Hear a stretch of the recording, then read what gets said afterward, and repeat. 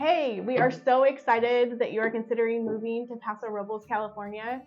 And we're here today to provide you some information that will help you make your move.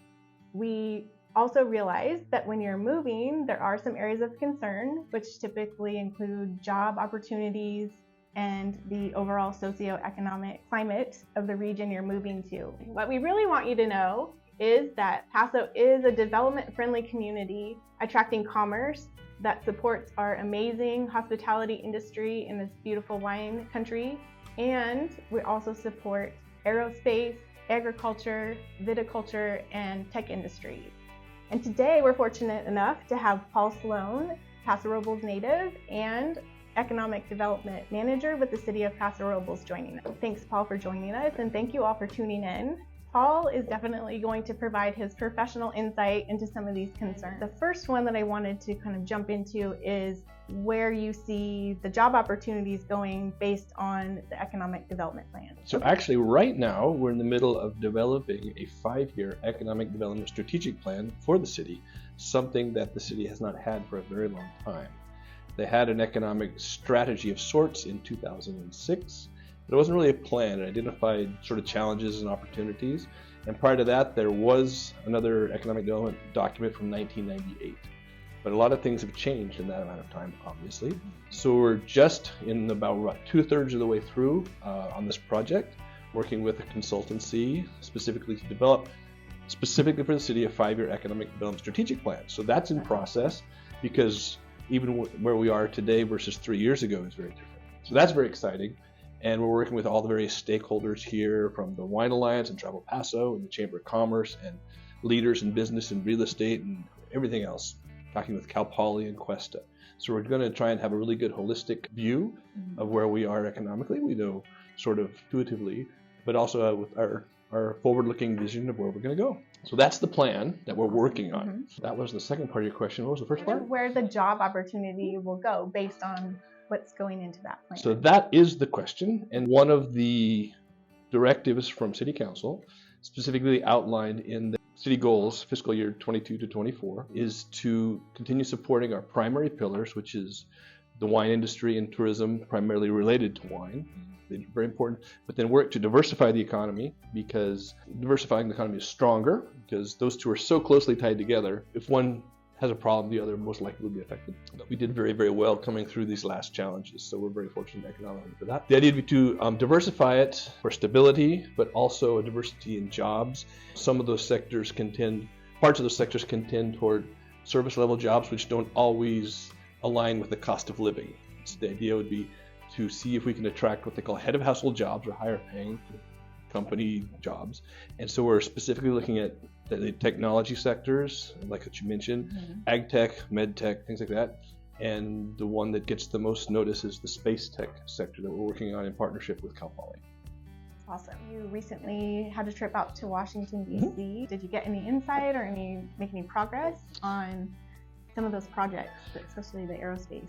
Yeah, both actually. Mayor Pro Tem Hammond led a small delegation of people from the city. So I was one of them, along with the city manager and the assistant city manager. And there was also a delegation from Cal Poly. And our purpose was twofold. In the middle of the week that we were there, we were attending the FAA's Commercial Space Transportation Conference that they have every year. It's the 25th year they have it, specifically talking about commercial space beyond NASA, but this is the commercial side, the Elon Musk side, the satellites and things like that. Then we flew in a day early, stayed a day late, so we could meet with our elected officials, Congressman Pineda, Congressman Carbajal, and then we met with the staffs of Senator Feinstein and Senator Padilla, as well as the staff of Speaker McCarthy. And we divided and conquered. I got to go to both sets of meetings, so I met with the city team and I met with the Cal Poly team. On the city side, we discussed the spaceport tech corridor part of town, but also a big part of that conversation was the opportunity for infrastructure funding support, specifically for the challenges we have on the 46 freeway. Because if you want to go to the northeast part of town, there's some very tricky left turns across freeway traffic. So the idea that they're working on is to have an overpass or something to alleviate that, such that we can connect that northeast part, which is where the technology sector will be expanding, so that it's easy to get in and out there without having to brave that particular part of freeway traffic. And the other part was specifically on the aerospace section, and everyone loves that because our approach to that is an educational one, with our partner being Cal Poly, which is one of the leading aerospace engineering campuses on the West Coast, if not the country. We met with very senior people with the FAA. The FAA licenses spaceports. We met with the director, Pam Underwood, of that department. And we also met with the chair of the Global Spaceport Alliance, Dr. George Neld. And it was really exciting. And again, we're going for a different approach. Most of the people in commercial space are focusing on the commercial side, meaning it's for business. Mm-hmm. And the challenge Cal Poly has, I'm not sure if you're familiar with the background of Cal Poly, but today in modern satellite technology, they're with small sats, sometimes called CubeSats, and those were actually invented at Cal Poly in the 1990s, which almost nobody knows about. Partnering with them addresses the challenge the university has. Students will develop a project, but then to try and get it on a ride to space, you might wait 3 or 5 years. The student's long gone, the technology's outdated. And that is a common problem with dozens of universities with engineering programs across the US. So our potential niche has evolved organically to be focused on the educational side, research and development side of working with universities, to being this hub for the next generation of bright minds developing the next level of technology, to be based here in Paso Robles. We're having conversations with the NSF, National Science Foundation, meeting with other universities. They're very interested in also partnering with us on that. And it just organically attracts business, because one of the challenges that a business has to face when relocating is the talent pipeline. And if you're going to bring in space tech companies, first thing they ask is, are there staff there? We don't have to move people. And we're lucky because the pipeline is right down the road at Cal Poly. Yeah. So they know we have top level people coming out, and the Cal Poly motto is learn by doing. So they're ready to work, so they can come here. Paso has checked the box on quality of life, as you know very, very well. So people want to live here. Compared to other parts of California, it's still considered affordable. And the idea is to have jobs that still match that level of affordability. So that's the long version of it. But the idea is to build that economic engine around the academic side, and that extends down to K through 12. Talking with STEM kids, industrial art kids. We were doing one meeting with staff from Senator Padilla, and we're talking about like having high school kids being able to build a satellite that they could launch right here from the Paso spaceport. And one of the guys said, if I could have done that in high school, I wouldn't have studied poli-sci in college. It was just like, it lights, everyone's like, wow, it's just a cool thing. But that's sort of an opportunity we hope to bring to this area, and of course share with, other communities across the nation. So the trip was very successful. Working with Cal Poly, we have a team of students. We meet at least once a week, if not virtually, if not twice a week, on this project. They're working with us as the people to fill out the very technical paperwork for a spaceport license and things like that. There's no fee to have a spaceport license. It's just you need someone who knows how to do the really technical stuff. So working with aerospace engineering students and faculty, that's our partnership. It's moving forward. And we have a lot of folks from our elected side, so very interested. That's really cool, especially when you're a college student and you do a project and you never get to see what happens to it. And just on this project, we started it last year. We had 2 interns. Both of them got hired, one by NASA, one by Boeing, so we had to get more interns. We had funding we pay the students. So we had 4 spots. We had over 100 students apply for it. So now we're working to see how we can get them involved in a way, perhaps for credit, because everybody wants to be part of something like this, because who doesn't want to have spaceport on your resume when you get out of college? Yeah. People just get excited about being part of this, and to see them excited about this really complicated math. It's obviously a different area than I studied, but it's really fun. And imagine if students from all these different universities can then study things, design something, build something, and launch it all in the same year. And that's the goal. We hope to bring that to the academic world nationwide.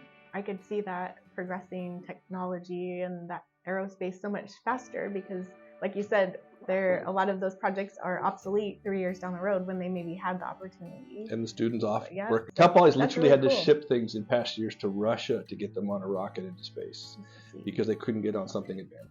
Student projects get bumped, the business side of it, and now it's just expanding. The demand has so greatly outpaced the supply of lift to space. It's harder and harder for the academic side. Interestingly enough, at this commercial space conference, the various panels discussed an overarching challenge of workforce. And we're just looking at each other going, well, that's because you're sort of running a block against your next generation of workforce, trying to learn about satellites, but they can't get their projects because you guys are taking up all the space. So there's a gap between how you develop workforce and the people who need the workforce, and so we're going to work to fill that gap.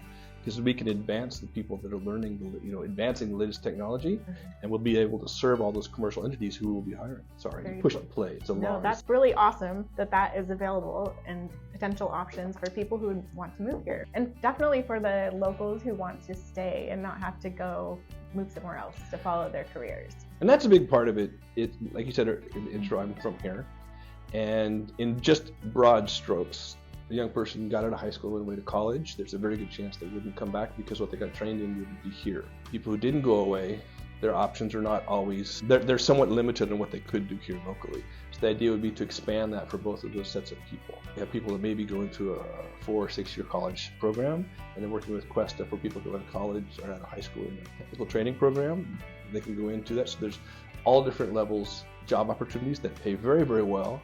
In business school, you learn about the widgets, which could be anything. Well, in space, the widgets are really, really lucrative.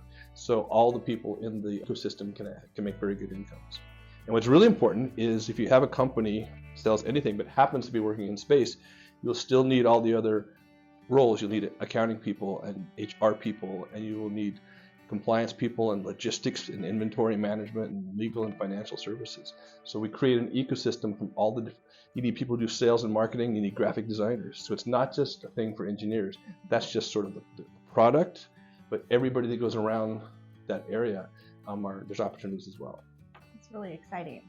Job opportunities. I know that's why my husband and I, was quite a long time ago, we moved back. He's a native of the area in 2002, but job opportunity here in California, even on the Central Coast in Paso, was greater than moving. I'm from Montana originally, so relocating back to Montana, we didn't think the job opportunity would be as good, and so we landed in Paso, and we're still here 20-some years later. So that was before Yellowstone. Yes. Yeah. Yes. And it's not like Yellowstone. Really? You don't know any Duttons? Right. No, I have not had the opportunity to meet them. So we jumped right into the aerospace portion and the technology portion of job opportunities. Maybe also talk a little bit about the development of the tourism and the hospitality industry, because I see hotels popping up everywhere in town. Yeah, and there's quite a few of them in the pipeline, and there's some under construction, as you said. But there's others. Some are remodeling, which is really wonderful to take sort of the old classic motels of another era and keeping that sort of bygone feel, but making them super nice. The Staples is a perfect example here in town. We have the Farmhouse, which will open soon. The River Lodge. These are, what they might call retro luxury. I don't know, but it's just drive up to your door motel from my childhood time. Yes. But except they're really nice, and it goes with the wine country feel. So those are sort of updates of existing inventory from a bygone era, and then we have new builds with new hotels coming in. So hospitality is doing really, really well. Our community did exceptionally well during the time of COVID, simply because there was not a lot of places to go. So certainly not internationally. Between our urban areas of the state, they could come here, drive market, and that, of course, they were coming because of the wine industry, etc. And that's sort of an ongoing residual benefit, because then if you join a wine club, you can get the benefit of the wine industry at home because they can ship things to you. So it's sort of a long-term economic impact. Having people work in that fantastic downtown restaurant environment we now have 5 Michelin listed restaurants. So that's all wonderful. Those sectors are continuing to go. They all face, like every sector, staffing challenges. So that's probably the biggest limiting factor. And if you look at it from a holistic standpoint, if you create more businesses, you need more staff. And where do the staff live? So that's why the whole thing has to sort of work together. You have to create chicken and egg. So. Yes, that was one of the stats that really stuck out to me when you spoke at the North County Association of Realtors meeting, was that 70% of the employees in Paso Robles don't even live in Paso Robles. So my first thought is, where do they live? Or why can't they live here? That stunned me when I read that as well. That's from an economic study the city commissioned in 2021 as part of some development projects to see what jobs should we be even trying to attract, because where are we now, where are we going to go? And that was the one page that I was like, that was incredible. And a third of those drive more than 25 miles to come to work. Cost of gas now, it's just harsh. A lot to do with the jobs and do they align with our cost of living, because we are very desirable. Lots of folks coming here, lots of folks retiring here. That's why we need more inventory. We have the new developments with several thousand homes in the pipeline to come here. That's why we have to make sure we have housing. Be sure to click the link below for more information on Paso Robles housing developments. Well, Paul, thanks for talking to us today and sharing all this great information. And thank all of you for joining us and tuning in. Until next time,